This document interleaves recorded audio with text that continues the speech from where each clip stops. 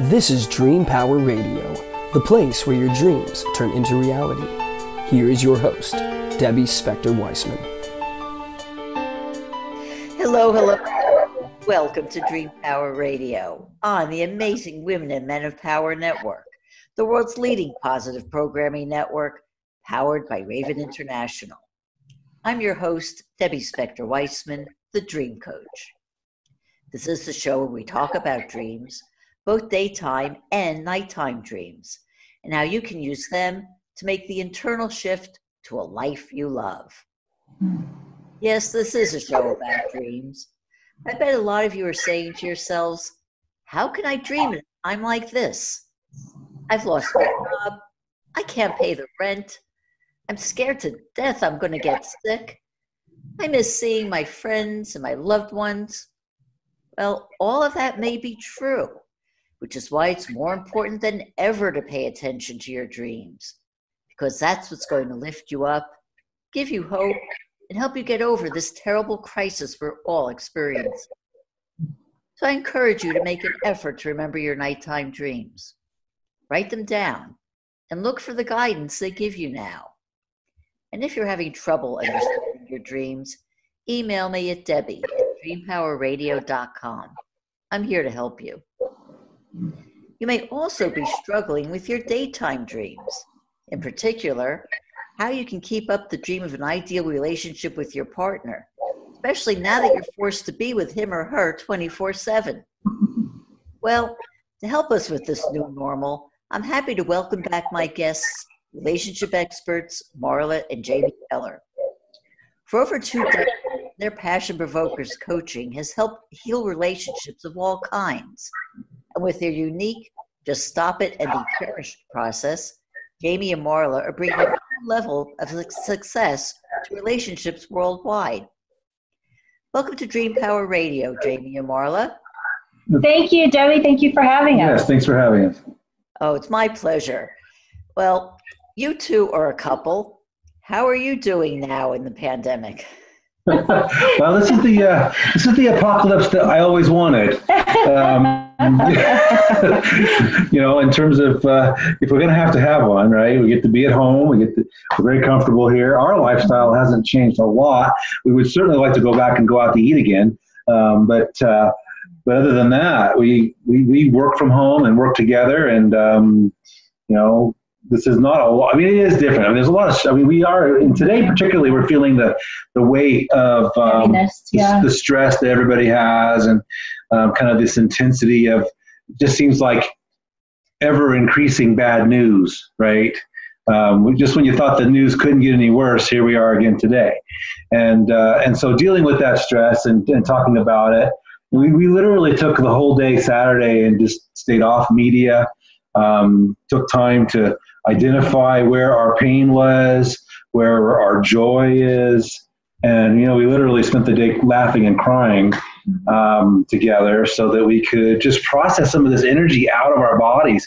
It's very important, I think, for couples right now, especially couples, because, with your kids home too, there's a lot of extra stress, a lot of intensity. Yeah. And we've actually had time. Another thing that we've been doing is being intentional about our exercise together and our meditation, prayer time, and journaling time, and those things as well, being more intentional than we really were before, because, well, for me, I need that more.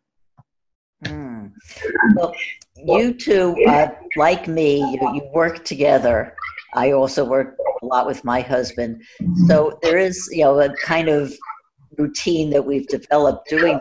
But what advice do you have for people who are all of a sudden forced to be together in their house or their apartment, wherever they live? How do they establish a new normal for themselves?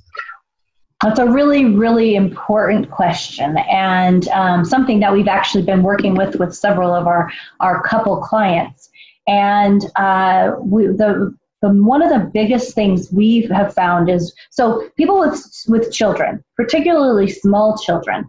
Something that we ended up just developing because one of our clients said, hey, we really need this. And actually Betsy Chassie, our mutual friend, she said, hey, I have a lot of moms who are really needing to understand how they can communicate better with their children. And of course their spouses too, but their kids, they want to know what's really going on with them and be able to have a different form of communication. And so we have, what we've shared before here is that we have a feeling wheel that anybody's welcome to have. We can send you a digital copy if you just email us or email Debbie and she can let us know, just marla@passionprovokers.com, and we can send you a free copy of a digital copy of the feeling wheel, as well as we just created one for children that has emojis on it. So kids are able to identify what they're really feeling, what's really going on in their heart, good, fine, bad. Those are all descriptors, but not really good descriptors of what the feeling is.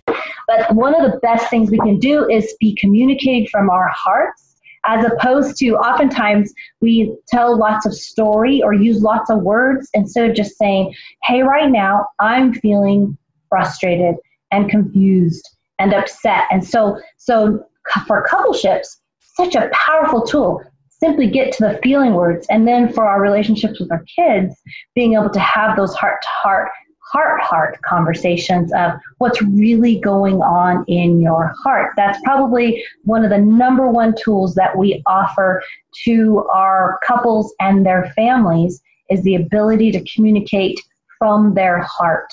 Having that conversation that is not necessarily an easy conversation if you don't have the right words for it. Yeah, and so this is our original, this is our Feeling Wheel 5.0. It has the feeling words on it, right? And you have to take, they can't see those words very well, but then we made the one for the kids, right? There's quite a few fewer, right? This is the feeling wheel for that. And the very simple version we have here, so better to see, right? So this is the very core of the wheel, the middle of the wheel. And it really is just fear in the middle with control and abandonment on each side. And on the bottom half, you have power and peace and joy. And of course, love is in the middle, right? And so that helps, when you're afraid, you need to get your power back. When you're feeling controlled, you need to feel at peace.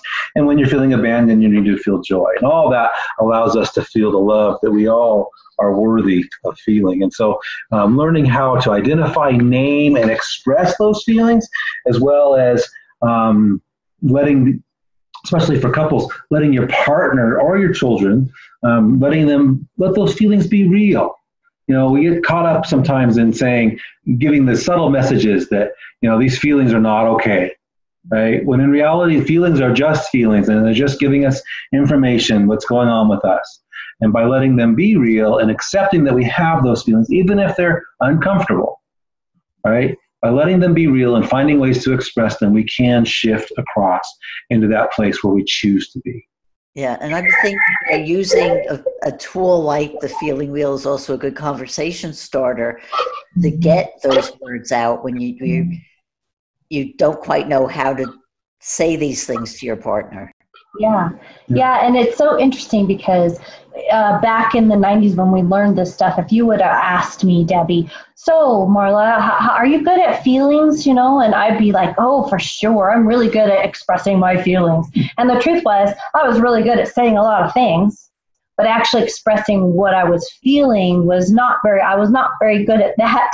And so learning how to express the feeling words takes it from being trapped in our bodies, these feelings that get trapped in our bodies, which I'm sure as a dream worker that you are, that feelings get trapped in our bodies, and our dreams are oftentimes about trying to work out those feelings, trying to understand what's actually going on with us. So if we're able to move them out of our bodies, then our nighttime dreams can also be released to actually dream and not process feelings all night long. Right. Well, I tell you, it's said that a crisis brings out a person's true character.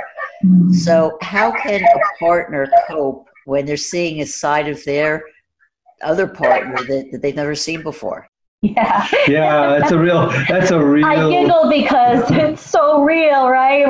That is a great question right now. I think that well, there's lots of, bad news, right? But and so one of the things that happens, and we call this the key dagger, right? So you choose someone within 5 points of your IQ, and you choose someone that has a matching emotional issue. That's scientifically proven, right? Not the same issue, not the same. but something that matches enough. Right. So it's kind of like I have this old issue. We call them daggers, right? So we have this dagger sticking out of our heart. It's old trauma, whatever is not processed fully. Maybe even is sometimes processed fully, but then we come against it again with our partner as we get more intimate. Our blind spots, right? We have a lot of blind spots we don't even know. Right. And so I say to Marla, ow, why did you do that to me? Ow. And in reality, we're just getting closer. We're just getting more connected. We're seeing more of our partner, more intimacy, more vulnerability, right? As we move closer. It said that, relationships don't get more complicated.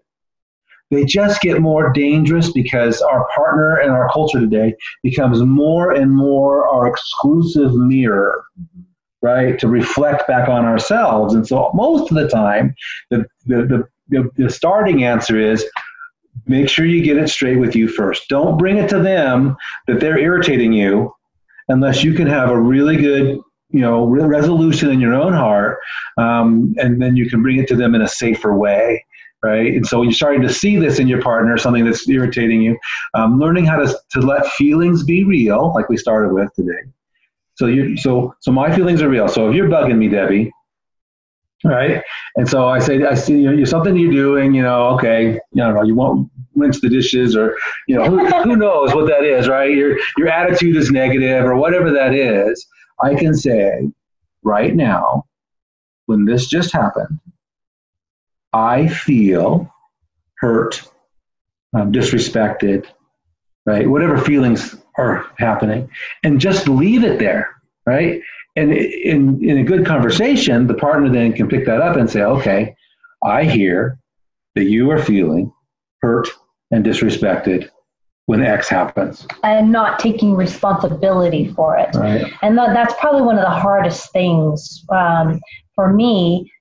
Again, when we first learned this stuff, I would say, you just make me so angry. And Jamie would say, okay, well, what we've been learning is that I can't make you angry. That's a choice. Oh, and I get even more angry, and I'd say, And what is true is that, no, Jamie can't make me anything.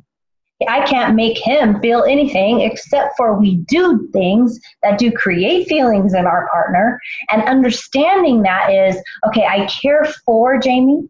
So when he says to me, hey, right now I'm feeling irritated and frustrated and hurt, or whatever that is, I'm able to say, hey, those are Jamie's feelings. I'm not responsible for them. But because we are in relationship, I care about how he's feeling. But I'm not going to take care of his feelings and take them away. I'm going to hear them, and I'm going to say, oh, I hear that. I understand that. And then sometimes I'll say, what I'm making up is that you are angry about this, whatever this thing is. And I would say 99% of the time, usually I think he's angry at me specifically for something. 99% of the time, if I'm sensing something from him, he's actually not angry at me at all. It's something else going on.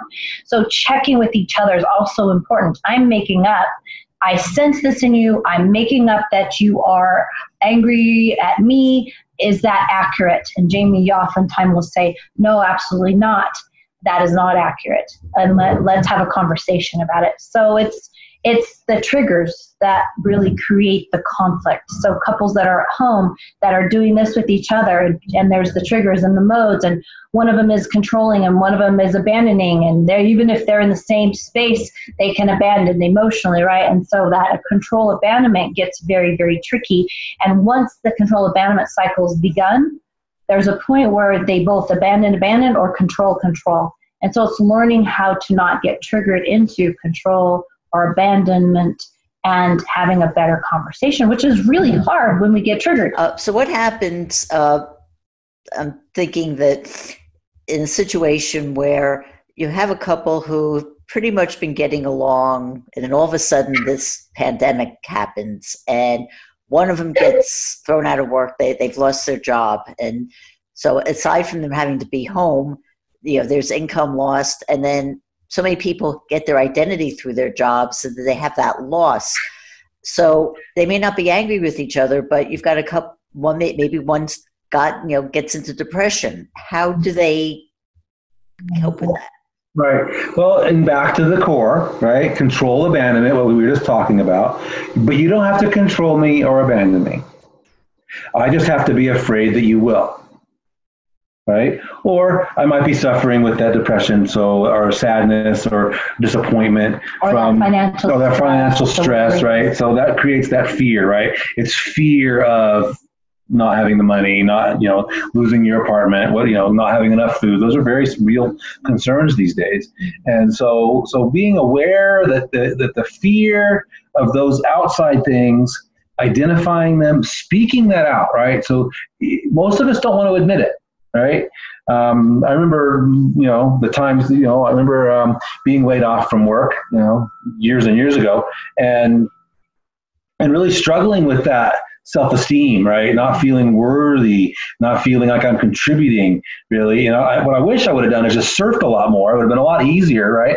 And then I spun my wheels a lot with that, trying things that weren't working to try to feel better. Well, and unfortunately, with a stay-at-home, surfing isn't the option, right? Yeah, exactly. Whatever to get out of the house isn't the same option as it has been in the past. Yeah, so we're stuck more. But the real key there is to dig into forgiveness, right? I have to forgive myself, right? Because back to you and me, Debbie. If you're irritating me, right? If I feel irritated, I say you're bothering me. You whatever that you statement is, right?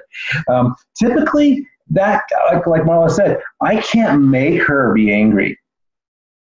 She's giving her power away if she's letting me make her angry. Mm-hmm. And so the key here then is to, again, resolve what is that feeling? What is the source of that feeling? And that only way we know how to get to that is through a forgiveness process. And most people say, oh, I've already forgiven. But the reality is it's a little more, it's more in depth, and it's one of the keys is it is never done. Right? Well, it's always a choice. It's always a choice. Oftentimes before it's ever a feeling. What forgiveness does is it cleans up a lot of those older blind spots even. And a lot of people, because our focus on our 10-session process is forgiveness.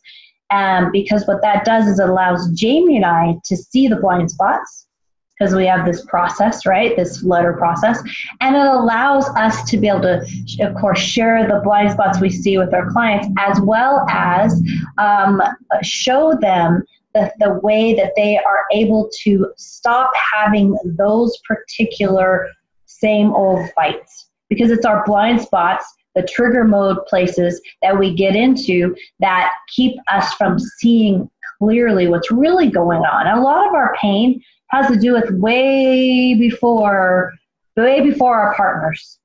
Oftentimes it's very early in our lives. And so understanding that, we're not psychotherapists. We're not going to go back and dive into what happened in the past. You just want to know the feelings that you experienced as you were growing up, and what kind of relationship did your parents have, and how did they fight, and how did they resolve conflict. And all those things are really important things that a lot of couples never even have a conversation about until we start talking about it. Interesting. Well, we're going to take a short break now. We are talking with relationship experts, Marla and Jami Keller, and we'll be right back. What do Thomas Jefferson, Elias Howe, and Paul McCartney have in common? They all understood the value of dreams, and as a result, the ideas, inventions, and creations from their dreams affect us to this day. What great ideas are you leaving on your pillow at night? Sign up for a complimentary consultation at my website, thedreamcoach.net, and discover why your dreams are a terrible thing to waste. Welcome back to Dream Power Radio with your host, Debbie Spector-Weissman. Yes, welcome back to Dream Power Radio. We're speaking with relationship experts Marla and Jami Keller about relationships during the pandemic. Well, so far we've talked about the negatives of being forced to stay at home, but I'm kind of a positive person. I always like to look on the bright side of things. Having all of this extra time together could be a boost to a relationship too, can't it? Absolutely. Oh, totally. We have some really fun things. We have something called, it's like a 30-day get reconnected thing. And it's everything that you can do at home or around your home where you're not obviously going anywhere that you're not supposed to go. But it's things like in the morning, when you get up, dance in the kitchen, slow dance in the kitchen. Every day we have this 30-day thing, and anybody who's interested in that, we can send that to you too. It's fun. It's just little things like dancing in the kitchen or listening to one of your favorite love songs, sharing that with your partner, listening to it, and then having a conversation about it. What do those words mean to you? What do they mean to your relationship now? Those are a couple of really fun things that you can do, and that will really, what we've found is re-spark. The thing that we talk about is if you fell in love with the person you're with, I mean, if it was an arranged marriage or you weren't really in love, love grows, and we know that can happen.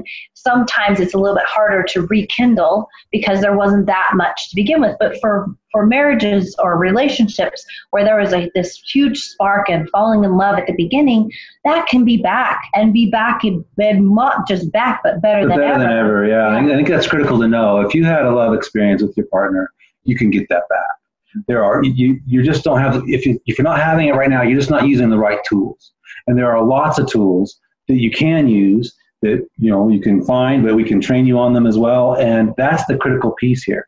As a dream coach, that what you're really dealing with is, what do you value most? Right?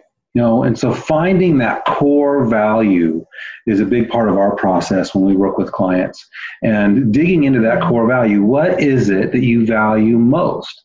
And I think people that give up on relationships or feel like their partner is not willing to work on it, or feel like they need to divorce or whatever, they often miss this opportunity because you can never replace the years that you have together, right? If you've been together more than a couple of years, you've invested a lot in this relationship, and you'll never get that time back. You can go rebuild another one if you find somebody else, but this time that you have already invested is something that you can multiply. And, so we work with a lot of couples that are married 10, 15, 20 years, 40 years. We've worked with clients 40, 45 years married. And, and they just get into this place where they feel like they're not getting value. They're not getting anything positive from their partner. And it's because there's this intimacy block, right? There's something that's blocking that core value, usually inside themselves. But it's just, like I said, that mirror becomes so close.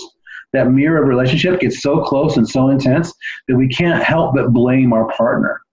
So what's important is when you're talking about focusing on the positive, right? Obviously, you need to move through those harder emotions. You need to figure out how to have that communication with each other.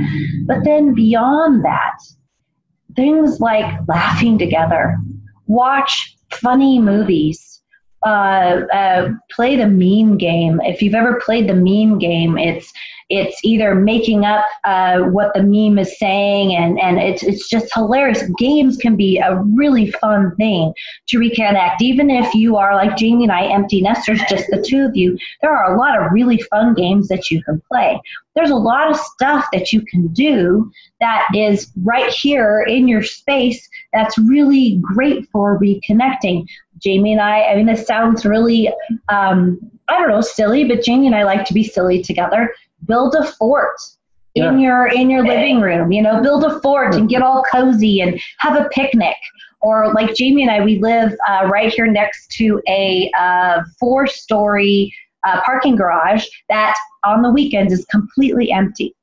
And so we have made a plan that we're going to take our wagon with our blanket and a picnic, and so that we can go and lay and enjoy the sun and the fresh air and just be the two of us on the top of this parking garage and look at the beauty around us and enjoy each other and maybe listen to some music and maybe do some dancing or whatever. These are all things that you can do that actually take no money and will really, spark that joy, because we are so right now devoid of joy. Yeah. I think. Hey, and let's not ignore the obvious. Let's That's true. You have this time together. Invest in making love slower. Connect more. Intimacy. Talk about that making love and what turns you on and what doesn't, and what and what you want and what you don't want. Right? Those are great conversations, and most people never have them. Right? They kind of assume that their partner knows, or they kind of are embarrassed about what they want to ask for, and those are big things. Sexuality is the number one thing in a relationship for most men, right? And emotionality being number one for women in the relationship. And so investing in that, what we call the sexual emotional loop, right? So when you have the emotional cup fill, then the sexual happens automatically. Well, and in same-sex relationships, you have the same dynamics. It's just, obviously one of them is more linear or analytical, and the other one is more heart-related and more infinity, everything is all related. So every single relationship, whether it's heterosexual or same-sex couple or whatever, they all have similar issues as well as similar awesome things that can get them to be reconnected again. That's all great advice. I'm thinking about, what about the couples who are forced to be apart now, either like the work is keeping them apart or other circumstances have kept them apart? How do they keep their intimacy alive? Oh, that's a good one. The one beautiful thing about right now is that we do have Zoom, we do have FaceTime or whatever that is that has that app. What we talk about is throughout the day, text each other. Just text each other and say something loving or connected, or what are you feeling right now, or intimate, or whatever those things are. Text back and forth. And Jami and I found when you're apart, we have played the meme game being apart, and we'll text our partner a funny GIF, and then they'll text one back that has related to that one. And we have been crying, laughing so hard because of what the other person is sending to us. So there's all sorts of things that you can do. There's also apps now that have games on them that you guys can play, like Words with Friends or whatever. So you can play with at a distance. So you're keeping connected. We recommend at least connecting, even if you're busy or whatever, take a couple of minutes and connect at least 3 times a day through texting, through a quick voice message, to a quick FaceTime, whatever that looks like. Keep that connection going. And then in the evenings or whenever it is that you have time to have a conversation, have that heart conversation. How are you feeling? What's going on with that? Those kinds of things. So there's a lot of, luckily with technology, there are a lot better ways than ever were before to be able to stay connected long distance. Yeah, well, we started our relationship long distance. 18 months of being long distance, and we got to see each other about once a month, right? And we had the phone on the wall. Yeah, we didn't have video conferencing. We didn't have text messages at the time. Write letters. Yeah, writing a letter, sitting down and writing a letter out is a very excellent exercise, often overlooked, right, because of our instant society that we live in. But also, I think that is being apart and being. And at the core of even not being apart, but especially being apart, I think brings out the need for honesty, right? To be able to say, well, this is what I'm struggling with. This is what I'm tempted about. These are the things that are bugging me, or whatever that is. And letting that be okay to bring up, because oftentimes I think that people kind of decide that their partner can't hear certain things. And I think that's a big mistake. I think that you have to be able to say, this is what I'm really experiencing, this is what I'm really going through. And as the partner hearing that, allowing your partner to have those issues and to join them and working on resolving them, or being at least supportive with that. Well, I can't believe we are almost out of time, so I just have time for one final question. How do people learn more about you and about your services? Super simple. You can go to Jami, JAMIAND, Marla, MARLA .love. That is our website. Jami and Marla.love. Jami and Marla.love. And Jami's spelled funny. It's just Jami. There's no E. And so, and then, or I think Passion. We're on Facebook. Yeah. We're on Facebook as Passion Provokers, as well as Jami and Marla Love. We have those two business pages. We're on Instagram as at Passion Provokers and at Jami and Marla Love. So all of those places you can find us. You can email us, Marla at passionprovokers.com or Jami at passionprovokers.com, Jami. It's we're super easy to find. Yeah, we're not hard. We're not hard to find. We're very easy to find. And then the best thing to do is just to schedule with us that free informational session where we can get together on Zoom and talk. We have been speaking about love in the time of pandemic with relationship experts Jami and Marla Keller. I hope you've enjoyed today's program. Until next time, this is Debbie Spector-Weissman saying, sweet dreams, everybody. You've been listening to Dream Power Radio with your host, Debbie Spector-Weissman. For more information on Debbie or to sign up for her newsletter, go to dreampowerradio.com. This has been Dream Power Radio on the amazing Women and Men of Power Network, the world's leading positive programming network, powered by Raven International.